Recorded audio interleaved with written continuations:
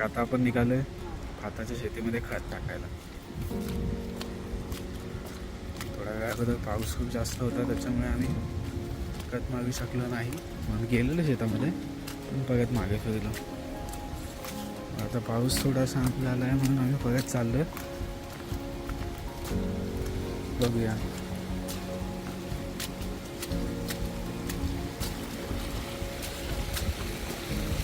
तर आपली मामा आणि मामी ते आता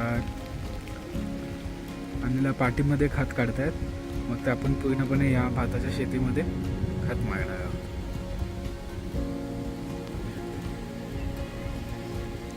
हे टोटल 5 वाफे आहेत.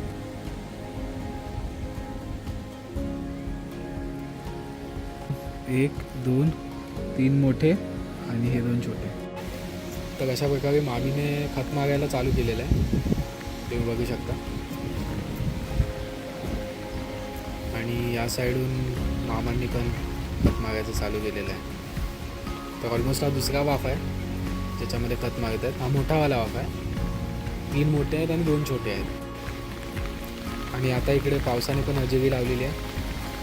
तर भर पावसात आपण मारतोय खत. थोडं रिस्की आहे पण ठीक आहे, आगून घ्यायचं म्हणून आम्ही मारून घेतो.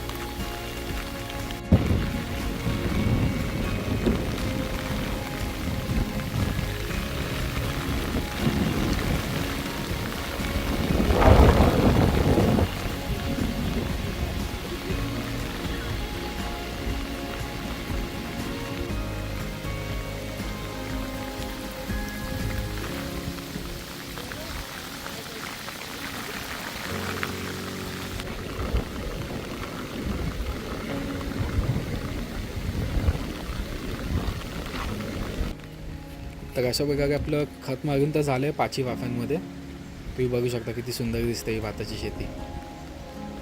आता पाऊस पण थोडासा उघडला आहे, मारल्यानंतर उघडला. आणि आता आपण निघालेलो आहोत घराकडे.